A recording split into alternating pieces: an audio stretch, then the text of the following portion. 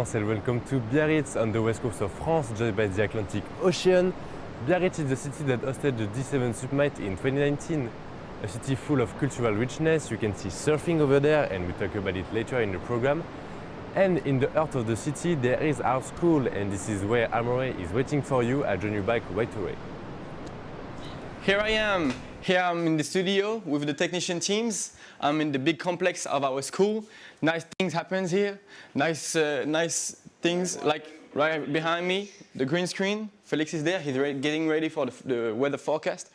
You ready? Yes, I'm ready. Yeah, I think he is. Go.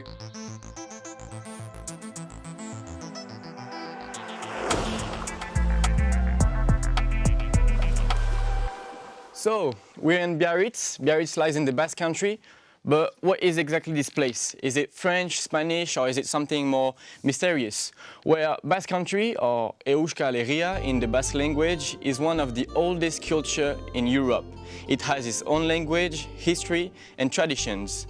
And it's made of 7 provinces spread between the north of Spain and the south of France.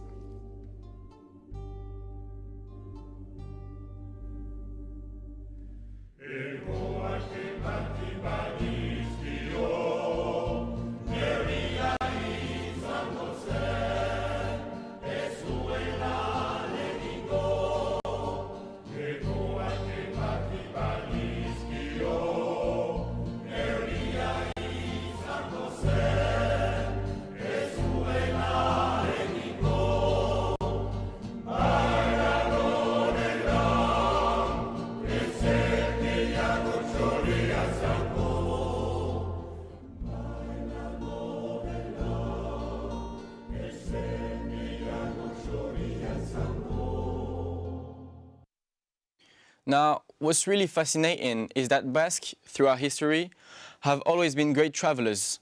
Throughout history, they migrated a lot around the world, especially to the Americas. For example, in Mexico, the Basque community is one of the largest communities in the country. You want a fun fact about that? About 15% of the the Argentine people names are coming from Basque surname, name ending in Aga, Eta, or Ondo. It's surprising, right? Yes. Many Basques went abroad as whale hunters in the Newfoundlands, as fishermen in the North Atlantic, or sailors exploring new lands. You may have heard of Saint-Pierre and Miquelon, that small French territory near Canada. It was first visited by Breton and Basque as early as in the 16th century. Others went to the United States as shepherds in the Rocky Mountains, or as lumberjacks and miners.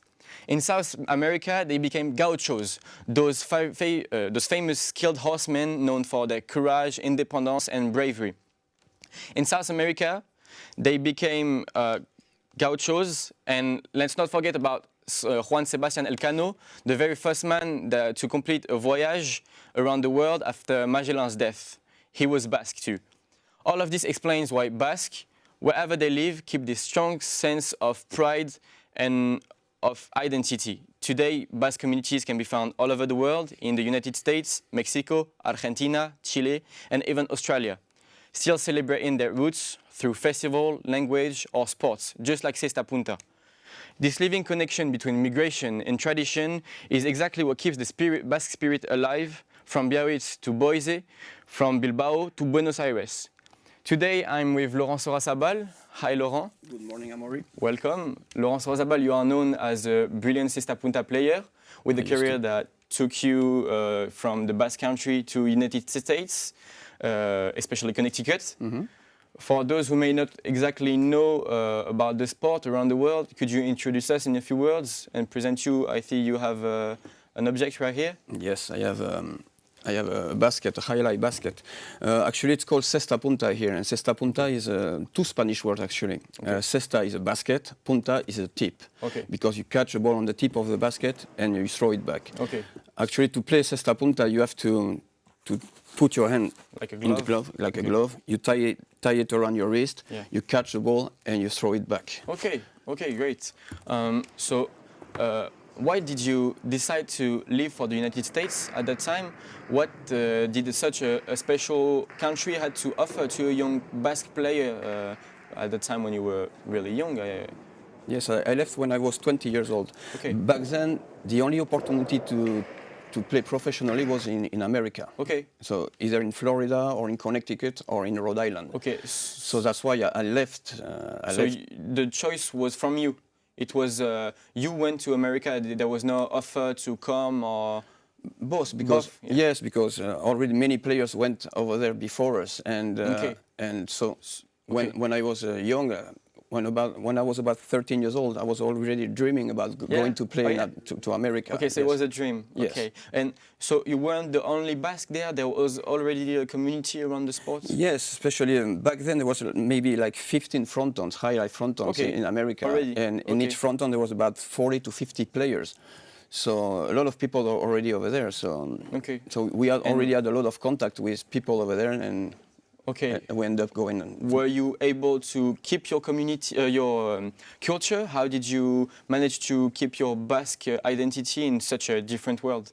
Well, we were playing all the time, and we are always together. Like I said before, maybe 50 or 40 players living in the same houses sometimes, and playing 9 times a week. Okay, nice. So we are always surrounded by Spanish Basque people. Actually, great. French people were maybe like 10%, 80% were like Spanish Basque people, and 10% Americans. Okay, that's cool. So there's really a strong community very, even very there. Strong, okay, yes. I must mention that you are still active today. You own handcrafting when you repair chisteras, those baskets. Yes. You also teach to very young players the sport. Your own sons are champions in the US, and your daughter is the actual best player in France. What does that mean to you personally regarding your children, but also your pupils? Well, actually, my children, I never forced them to play. When I came back to Europe and to France, I was still playing, so they watched me play, and some days, hey, Dad, we want to do that too, we want to play. So, oh, no. So we started playing, and at the beginning, when they went over there and said, well, we're going to have fun, and, I said, no, if we're going to do it, we're going to do it seriously. And we did it seriously, and they became pro. Yes, they became pro too, and very good players, 3 of them, yes. Okay, beautiful story. So you lived this dream. You were able to travel. Your children too live this dream. What does this dream of traveling through Cesta Punta still carry the same meaning today, or maybe some things have changed? What is the point? A lot of things have changed. Back in the 80s, in 1988, we went on strike, actually. All the highlight players went on strike, and it did last for almost 3 years. Oh, yeah. It was very long, and little by little, people stopped going to highlight, because actually Cesta Punta was a support for gambling. People were gambling on highlight. Okay, yes. so there was a link between gamble and the sport. In the 80s, the frontons were packed. Maybe like on a Saturday night, people would come from New York, like 5,000 people were in the stands and betting. And after that, we lost most of the people, and they started going to other sports, going to casinos, and little by little, frontons, highlights, closed. There was like 15 of them open in the 80s. Right now there is only 1 left. So it's very difficult for like young players to dream of going to America. The seasons are very short. There's not too many places to go, and but right now Cesta Punta is getting great again in Europe, and especially in the Basque country of Spain, and they can play professionally today in Spain. Yes. Yeah. Okay. So it's more a dream to live here more than in America today. That's maybe the big changement. A little both. Like young players, they want to go just to discover it. And right now, a lot of them are going to Denia, that's just above Miami, and they have only a 3-month season, but they are very happy to go in the winter and to discover what it was back then, and they come back here and play the rest of the year in France and Spain. Yeah. So that's a sport where you play together. You've just said that there was a lot of story of money before. So what values do you hope to share through the sport? What values comes out from when you're playing or when you're teaching? A lot of respect, actually. The word is called Plaza Gizon. And in Pelota Vasca, there is a Plaza Gizon. You respect your opponents, you respect the referees, and you battle hard to win a game, but there's always a lot of respect, yes. Okay, thanks. Thank you so much for this time. Finally, do you have a message or an advice to give to the world to maybe respect at his curiosity, or to even make them practice Cesta Punta and Basque culture? Well, all I can say, if you come to the Basque country, you have to try to discover the Basque culture. You have to try watch games, watch the culture, which is dancing, which is rugby, even if it's not Basque at the beginning, but it's very surfing, music too. Yeah, we have nice musicians. A lot of musicians, bass songs and stuff like that. And if you come to the Basque country, I'm sure you're going to come back. Okay, thank you so much. You're welcome. Thank you. We have the chance to be next to the ocean. And the whole life is gathering around it. We went and met a lot of the passionate people, and this is how it goes. Biarritz, a man, a board, and surfing makes its arrival in Europe. It all started here, back in 1956, at the Côte des Basques, one of Biarritz's beaches. Peter Wirtel, an American screenwriter, was in France for a movie shooting. When he saw the waves of the Atlantic Ocean, he had his surfboat brought over with the film equipment, and he rushed to the waves in front of the locals. This is how it all started. Peter Wirtel had broken his board at the Côte des Basques. At the time, my uncle worked on epoxy, fiberglass, that kind of material. So he fixed his board. And he said, "How much do I owe you?" I answered, "Well, listen, just lend me the board for a day to try it." He called me right away. "Come over to see how you can walk on waves." I was very intrigued because I had never heard of that. And we went over there by the slope with Peter Wirtel, the board, and my uncle. It was really heavy. Well, a board 3 meters long, weighed about 45 kilograms. It all began more or less in September 1956. There were only the three of us. The following year, several young people who were interested came over. There were about a dozen who got really hooked. Peter Wirtel had flown back to California, but the board had stayed in Biarritz, and enthusiasm grew among the locals and over. I've been surfing, I was 22 and I quit at 82, so it's 60 years surfing. Non-stop.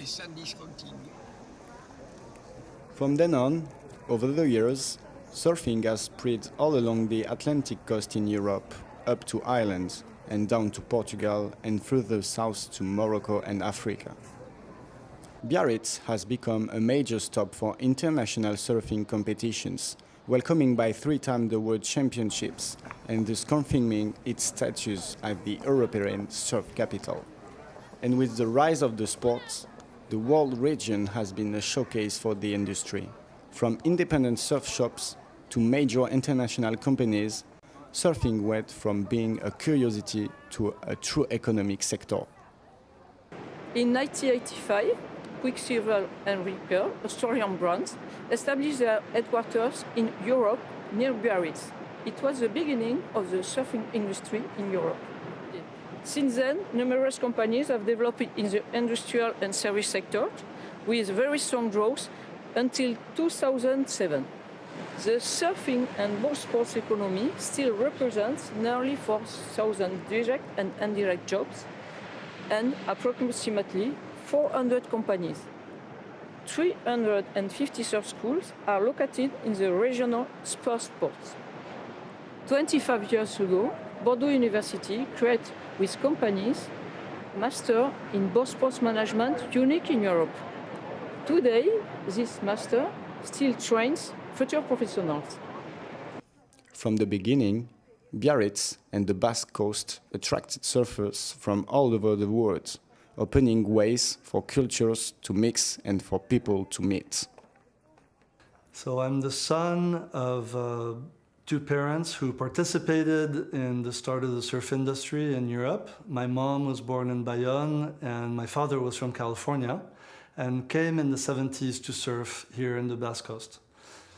I was born here in the Basque Country, started surfing from a very young age, and then started competing in my teenage years. When I was 22, I left to California for about 20 years, where I worked in the action sports industry, and came back 5 years ago, really wanting to reconnect with my roots here in the Basque region. And the brand is meant to be a hybrid of the Basque and the California culture, with a true heritage of both. And that's how surf gently nested in Basque culture. There's my friend. My friend is back. I'm back. I run for being in at time. Yeah. Thanks. And in my house. Yes. It's far away. I run. So yes, this is a very interesting subject that we just seen. And who say surfing obviously say surfer. And we have today the pleasure and the honor of welcoming a past pro surfer of the tour, who is also a musician and happen to be the daughter and the son of Tom Cruen, Liane Cruen and Patrick Cruen. How are you? Oh, doing well, thank you. Good, thanks. Yeah. Nice, thank you for being here and with us today. So like Sean Tigan in our last report, you know about dual culture because you, Liane, you are French-American. Can you tell us about it? Yeah, it's great to be lucky enough to travel young and learn from two cultures at the same time. Okay. I think with Basque people, a lot of people have that. Some families somewhere else too, so it's really cool. So I guess you did travel a lot in your life. You must have seen a lot of countries. Yes, with surfing, I did travel, and I still do. Okay. All over the world to surf different places. Okay, great. Thanks. And you, Patrick, you are Americano Panamanian. That's right. Yeah. So my mom's from Panama, and yeah, we have the same dad, and so yeah, same thing. I kind of grew up traveling a bit with surfing, and now we're all playing music. So that's nice. A really culturally significant brotherhood right here. Yeah. So okay, and you, Liane, you are a past pro surfer who practice freeride surfing now. Can you tell the relation you have with the surf in your life and now? Yeah, I mean, both of us, we really grew up surfing. It's part of our culture and our upbringing. So yeah, we don't really feel like ourselves if we don't surf for super long. At least I don't. Okay. And it's a very nice thing to do, to be in the ocean. Yeah, just exercise, express yourself too. It's a very creative sport. So yeah, I really connect with it. There's a really connecting to the natural side of the sport. That's really... Yeah, you're in direct contact with the element of the ocean, and you, it's nice. It brings you in the moment too. So it's one of the things like people like running every day, or everyone has their thing, and surfing is a great thing to do. We're really lucky. Okay. And why you decide to stop to being on the tour? Yeah, this time, for me to compete and do well, I had to put really 100% of my time into it and energy. And I grew up also playing music, and I was really missing that from my life, to do it more on a more regular basis. And I started making more music again and dove more into it, and then my attention kind of drifted from competitive surfing. So it's for me, free surfing and music kind of balanced together a little easier. Okay. Yeah. And both of us, what kind of board do you surf today? So I usually ride just a standard shortboard. Yes. Yeah, so I don't venture too much on twin fins or single fins. Yeah, I like to ride a bit of everything. And not so much the shortboard, even though sometimes I do. Yeah. But that's because I'm older, You'll see when in 10 years. Okay. And yes, because today there are a lot of different shape of board, and and many new technology too, like the innovant brand of Wide, and that's exactly we are talking it. And what we are talking about in our next report.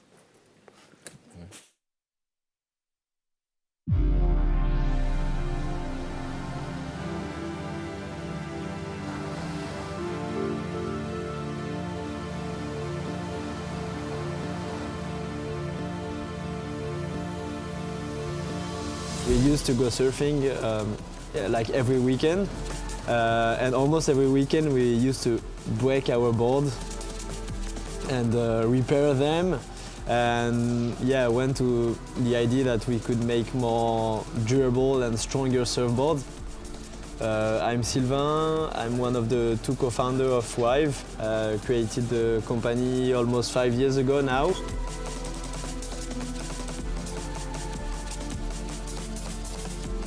Our boards are a bit transparent. It's really different and innovative in terms of design because it's hollow inside. Advantages of the technology first is really about the performance. With 3D printing, we can play on the pattern inside the board.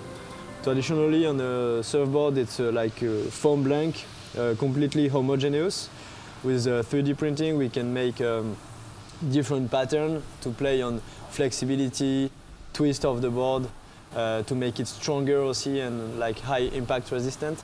Second is the environmental impact because we use bio-based plastic inside the board, so we cut the CO2 emission by 40% compared to a traditional surfboard. But with our technology, we can go really further in terms of feeling. Yeah, we can really do something like really flexible or really stiff, depending on the condition and the type of wave. So it takes several days overall to make the board because it's handcrafted, and then you need to make it dry in between different layers. So overall it will take around 1 week to make a board. Starting the company right after university is at the same time a huge risk and challenge, and also a huge opportunity. It's a risk because you kind of don't know nothing about what a company is, and you don't have work experience. And it's also an opportunity, first because you have nothing to lose, and also because you are kind of really innocent and you don't know how hard it is. And that's like pretty cool. So you go step by step and learn. It's a human experience. So, Patrick, Liane, we are back, and we all know that surfing runs in your family, especially with your grandfather Pat and your father Tom. Can you tell us a little bit more about it? Yeah, so our grandfather was a pioneer in surfing in Hawaii. He would surf Waimea, so he would surf very big waves, and our dad, he was just, we see him as just a normal dad, but he put us on the board early on, and so and we have a lot of the rest of our family too that surfs, and I think it's really humbling, like when you have a grandfather who surfed way bigger waves than you ever do, so it's like also takes some pressure off, like you're not going to top that, so it's just like whatever, I'm just going to surf. It's more of the competition, or there's a kind of pressure when you're there? I think maybe there could be pressure, but it's almost like there's no pressure because there's no point really. It pushes you. But it's cool. It's like it's super positive, like to be able to watch also growing up his level of surfing and his wave like reading, and from close it's like very lucky, I think. Must be inspiring. Yeah, super inspiring. Okay. We are going to talk about handicap. We have a whole subject on handy surfing. How does the two worlds collide between surfing and handy surf? Do you have sometimes you see how does it collide? Yeah, it's just, for me it's just really inspiring that a handicapped surfer is able to just go out. However they do it. It's strength there is a strength to it. It's amazing. Yeah, they have the same stoke, if not more. So it's very inspiring. Okay, thanks. So surfing is a culturally significant sport, and it's inclusive. Everybody can enjoy it. Able-bodied people and disabled too. I had the chance to talk with Céline Rouillard a few days ago, because today she might be still in Portugal for a great competition. she's a really, really good surfer, and that is her story.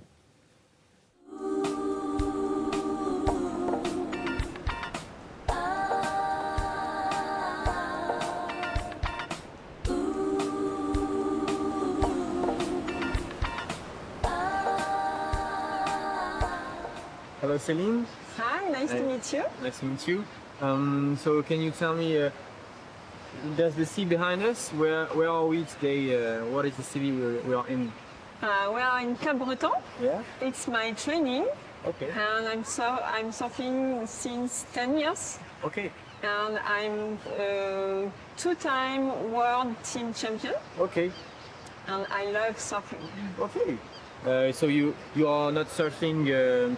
You have a disability. Yes. So what types of disabilities are present in the power surf, in the official competitions of surf? I have multiple sclerosis. Okay. I surf in category 1-2. Okay. I'm lying down. Okay. And I have an assistant pusher with me. Okay. And you have 8 categories. Okay. In parasurfing. You have disabilities like amputation, arm or leg amputation. So it depends on the amputation, whether you are in a team or another. Yeah. Okay. You have arm amputation, it's like stand 1. You have stand 2, stand 3 for amputation leg. And you have a category like blind surfer. And light surfer, we are 2 categories, point 1, point 2. Okay. It's for disabilities like tetraplegic. What are the main problems you have to face both in and out of the ocean when you're practicing your surfing? Problems I have is fatigability. Yeah. Okay. I'm very tired, and I cannot stay a long time in water. Do you feel that still there is any benefits out of being in the ocean when you're doing your sports? Yeah, I benefit like this one. It's better when I surf. I'm less tired, and it's important for my arm, for my leg, to. It's my best friend. He always here with me on the beach when I surf. Yeah. He wants to surf. When did you started competing 10 years ago, or it was just the beginning of you doing sports? It's the beginning of surf, and I start competition 6 years. 6 years ago. Okay. And do you have any goals today with these competitions? Yes. I heard you were training. Yes, 2 goals: gold medal in the individual category, and perhaps I hope Paralympic. Where it's taking place, your next competition? The next competition, it's Monday in Portugal. It's a European Championship. Okay. You travel a lot with your competitions, an advantage for moving and seeing countries, or? Yes, I'm lucky. I can travel a lot. Okay. And this year I saw California, Spain, a lot of spots of surfing. Between us, what's the best spots in the world you've seen? For me, it's Hawaii. Hawaii? Yeah. It's long wave. I'm lucky, it's very good in water. They are curious. Yeah. And they are very friendly with me. Okay. And like they let me a priority. So they are not all well informed. They do not all have the culture of your handicap and what's handy surf, even when they themselves are surfing. They don't. They want to know. Yeah, they want to. Okay. Yeah. Okay. And so your board is right here. Yeah. So it's a special board. It's a special board. These are special grips. Special grip for me. Yeah. And we have this one for my code. You never work alone. You always have a teammate to accompany you. Always. Okay. He pushes you, I think. Yeah. He pushes me and in the wave, and me I have to move on the wave. Okay. like we have just seen, we are surrounded by kind surfers. Thank you so much. Thank you. Thank you very much. We are gonna meet you right after that, because you are a musician too. Yes. Yeah. We're gonna see this right after that. Thank you. Thank you.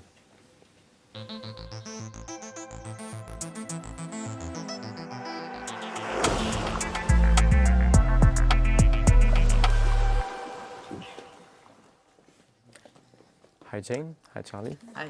Welcome. Welcome. Charlie, you're gonna talk with us about a festival, I think, that's happening once a year. Yeah. Yeah. That's the FIPADOC Festival. Today I'm going to introduce you to this documentary audiovisual program festival. Yeah. It's international. Okay. It is one of the 3 film festivals that are happening in our beautiful city every year. And we are invited to this festival as audiovisual students. Of course. But let's see a little program to understand what it's about. FIPADOC likes to consider itself a citizens' festival. In these times of upheaval, we want it to be a place for lively discussion that fosters democracy, for otherness that seals the social contract, and for culture that softens the brutality of day-to-day life. It's in the heart of Biarritz, this surf and chic city, that the festival takes place. It's in emblematic places, such as the Casino, the Bellevue, the Cinema Royal, and the Gare du Midi, that people gather to watch films. From short films to long-length documentaries, FIPADOC celebrates all forms of documentary creation, from the light-hearted to the most politically engaged.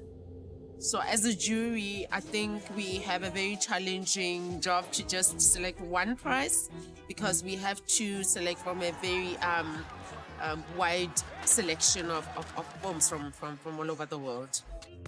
Some films receive awards at the end of the festival. These prizes highlight documentaries that left a strong impression on both the audience and the juries. Each year, a country or a region is honored.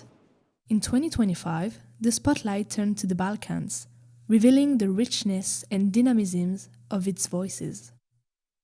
Besides, visitors can also enjoy a unique experience with the VR Smart program, where they can watch and discover a story through new technologies.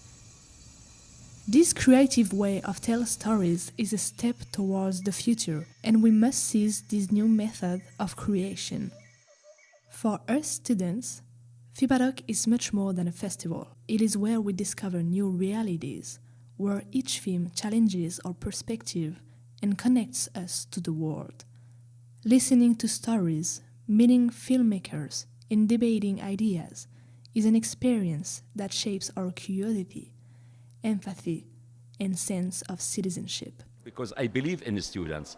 You are not spoiled, you are not politicians, you are a human and you want to take care.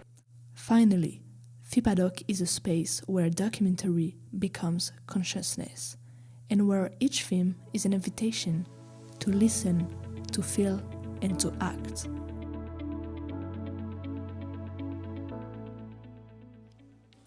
Now, for those who didn't know about this festival, you know a little bit more about what's happening. But I wanted to know more about the opportunities that we can have in this festival as audiovisual majors. And I got the chance to ask a few questions to 2 of the organizers yesterday on a video call. So let's see the interview. Hello, Christine and Marion, and welcome. We are so glad to have you here to answer some of our questions about the FIPADOC, which we have the pleasure to attend every year here in Biarritz. Christine, you were nominated the FIPADOC Managing Artistic Director in 2008 after being a lawyer and a banker, and you also launched your own production company in 2001, Allegria Production. You produced more than 60 creative documentaries. So why do you think financing this kind of film is important in our society? Well, it's not only financing, it's also producing them. And I think anything that can make us, the audience, being able to understand better the world is helping building new bond within a society and developing empathies through stories, for me, has motivated most of the film I've produced and hopefully most of the programming of the festival as we did in the last 7 years. Okay, thank you very much for your answer. I guess that is also why the festival choose to expand it to younger generation with the campus part. Marion, you are the campus part manager. Yes, hello. Thanks for having me.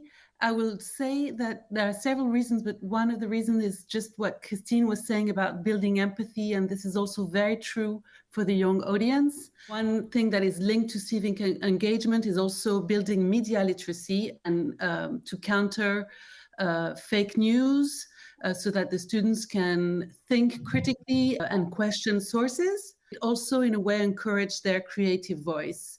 And maybe it can trigger a potential to build a next generation of filmmakers. Okay, thank you.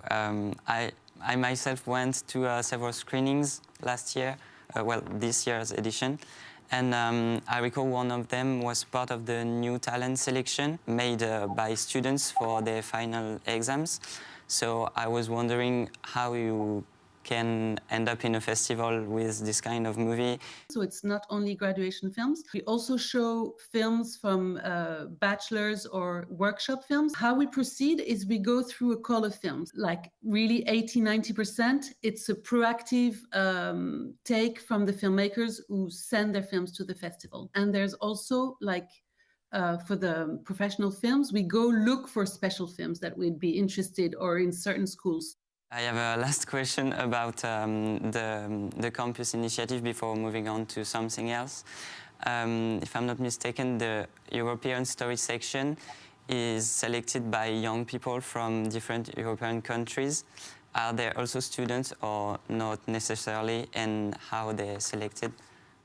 So the films are not selected by the students. The films are selected by the team from FIPADOC, but they are judged by the students. We partner up with 5 other film festivals in Europe. It's a call again. So the 7 young people can be either high schoolers. We have somebody from high school coming from Nouvelle-Aquitaine. They can be students or they can be emerging talents.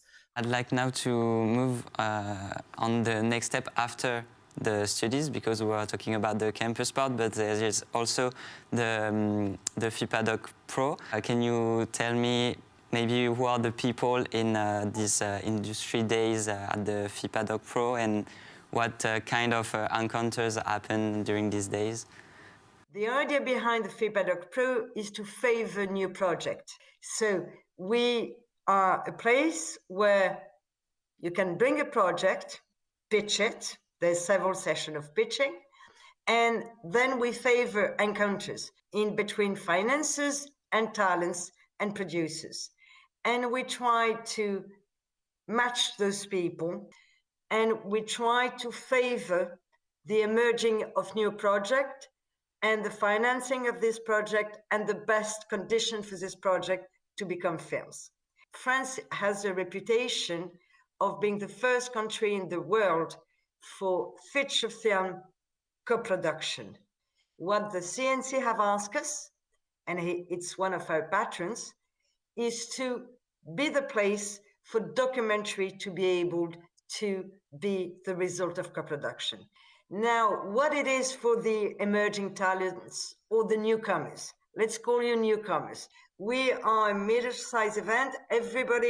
Everything of the FIPADOC Pro take place in the same building, and we have matchmakers depending of who you are. If you're an emerging talent or newcomers, you'll have someone to guide you into this industry. So you can attend conferences on the new trends or on the what is France Télévisions looking for, what is Arte looking for, but also you can meet with others. So that's a place where you can come with a project.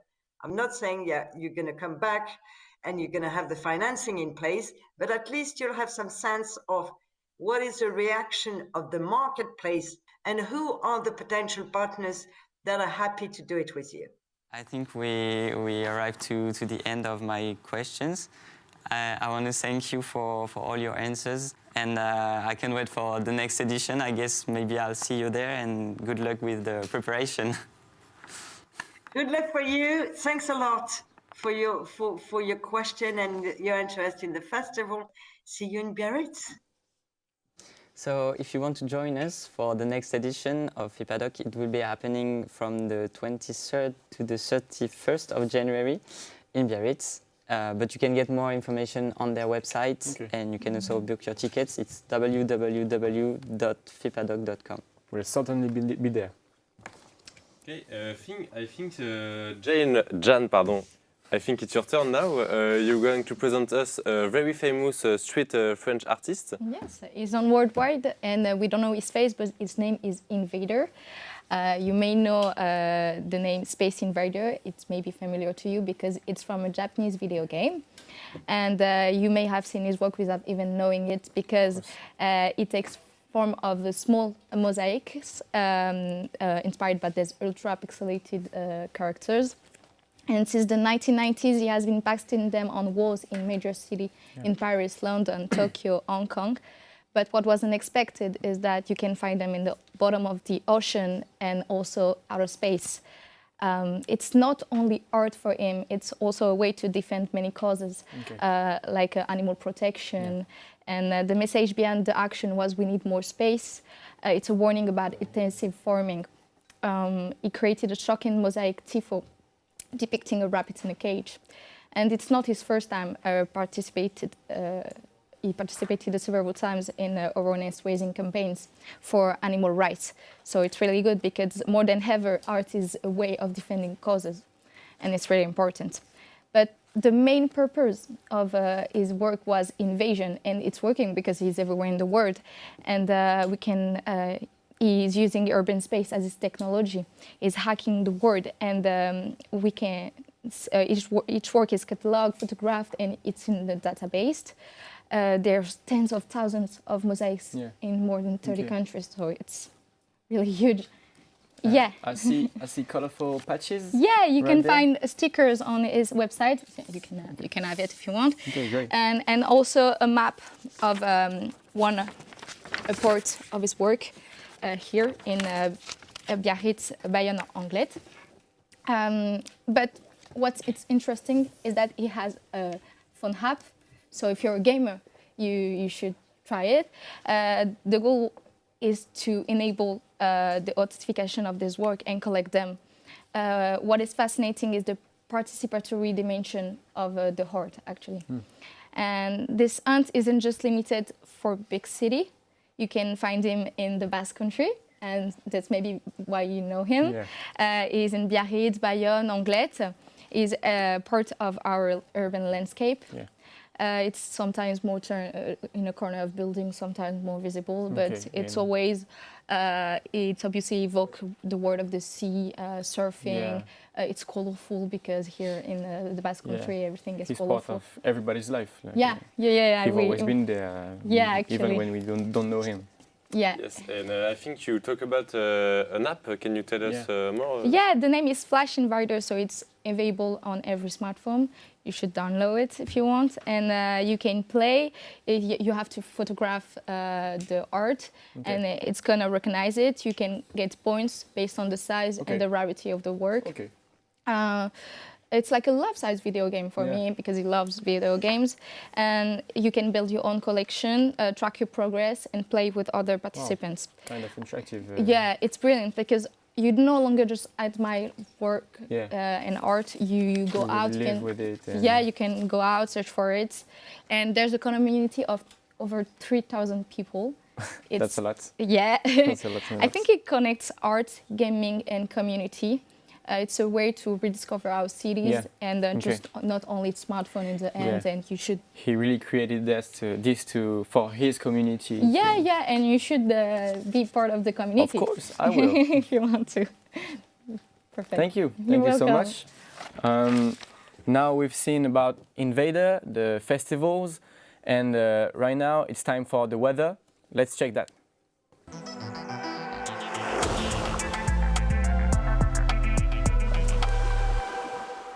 Hi everyone to today's weather broadcast. I'm Felix, your host, and let's not waste any time and get going right now with the regional broadcast. So welcome to France. It's a beautiful country, the best in the world, in my opinion, and in everyone's opinion, really, the correct one. Let's zoom in on the Lens region for a little bit and look at the Bordeaux, the first city on the map. Here, the temperature will range between 14 and 24 degrees, and it will be a beautiful day of fine weather all around.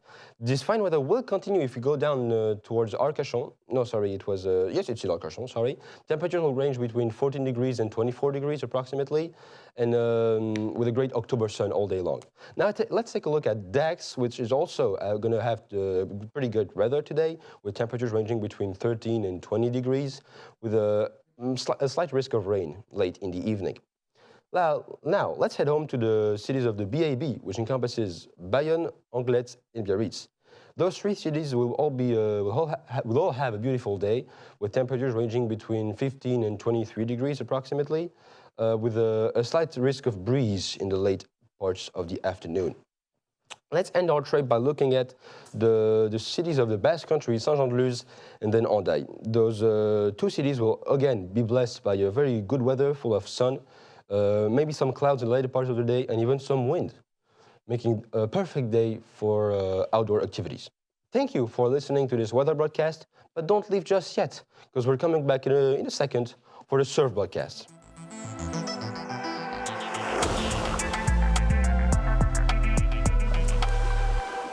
Welcome back, everyone, to this surf broadcast.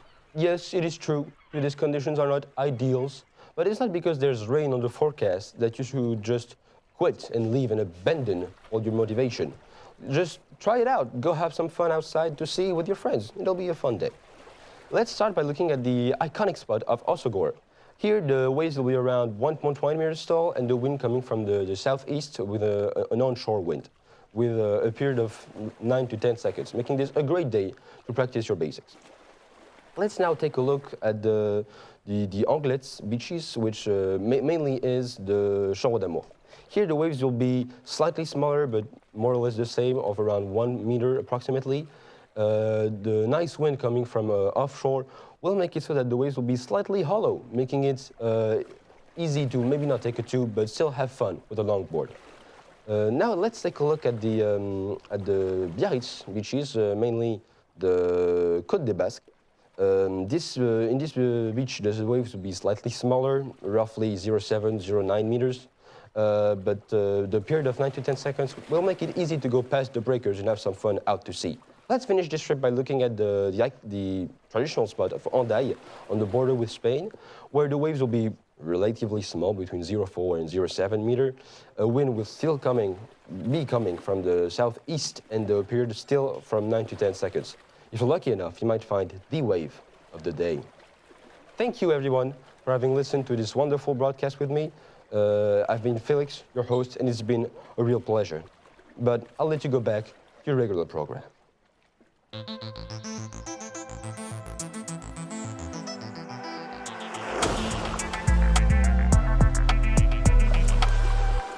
And welcome back and welcome to Mathieu, who is going to present us the music part of our program with our two favorite surfers. Yes, Liane and Pat Curran are two great musicians besides being two great surfers. So Liane, one of your first band was BTS with some of your friends that you met in our school. Can you talk a little about it? Yeah, Betty the Shark was a project that I started in middle school, and then we played for like 7 years, recording 2 albums. And it's kind of the project where I learned a lot about music making and touring, and I really loved these years and the songs we made. Okay, great. And you, Pat, I saw that you're very active since 2020. You made 5 albums in solo. Did you have a band before? I did have a band before. We were called Clean Spill. And then after I started just recording on my own. And yeah. Okay. And your father is also a great musician. Do you, like here, played a lot in family, etc.?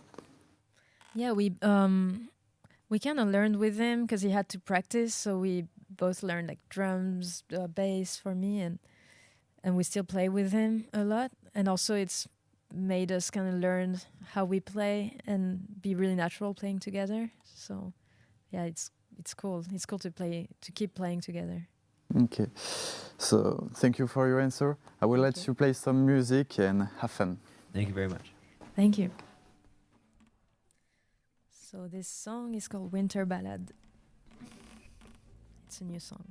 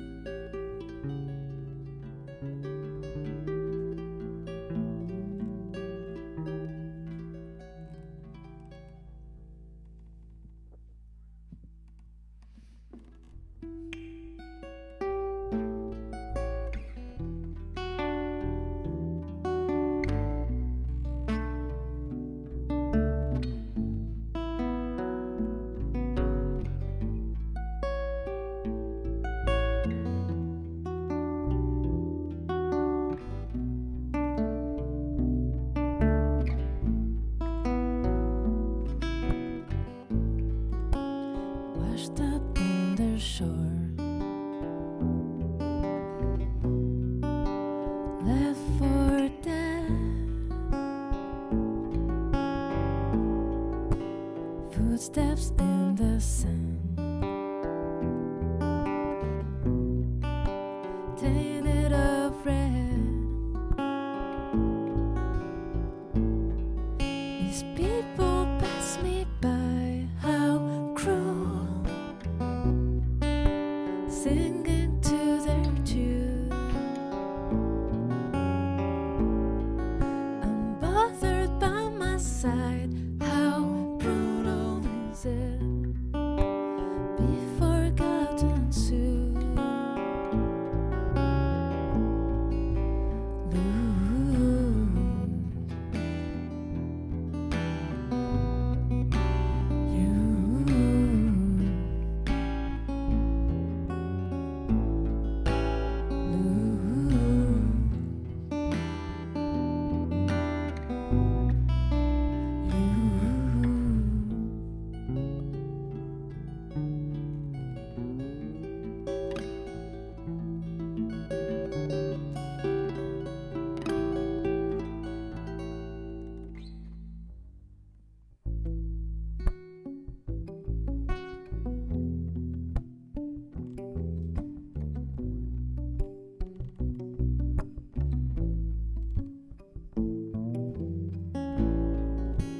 Murdered by your hand,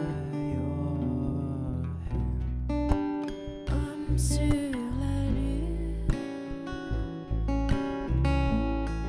the keeper of a lamb, always do. These people pass me by, how cruel, singing to their tune. I'm bothered by my side, how brutal is it? Be forgotten soon.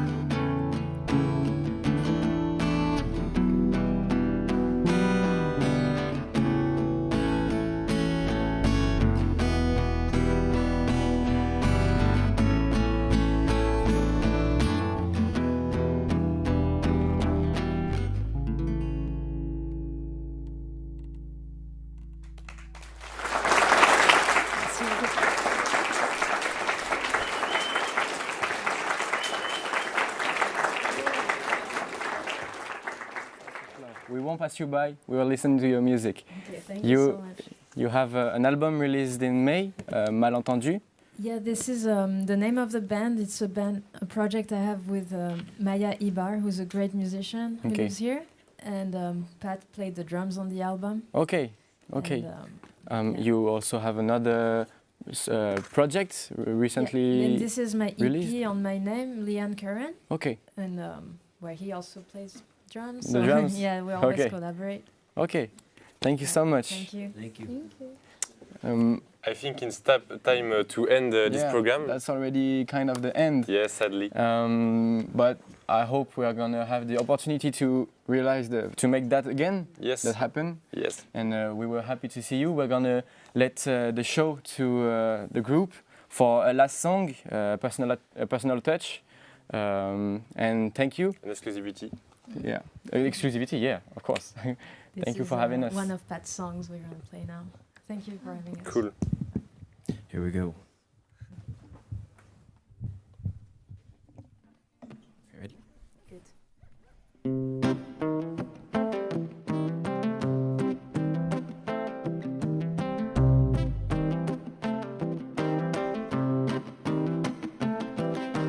I can't swim, so throw me in the water. Barely getting by, I made a couple dollars. My toes are staying dry, I ain't getting wet yet. Standing here, and the pressure is making me sweat. Holding a light on, holding a light on. Stay for the rise, son, stay for the rise, son. Holding a light on, holding a light on. Stay for the ride, son.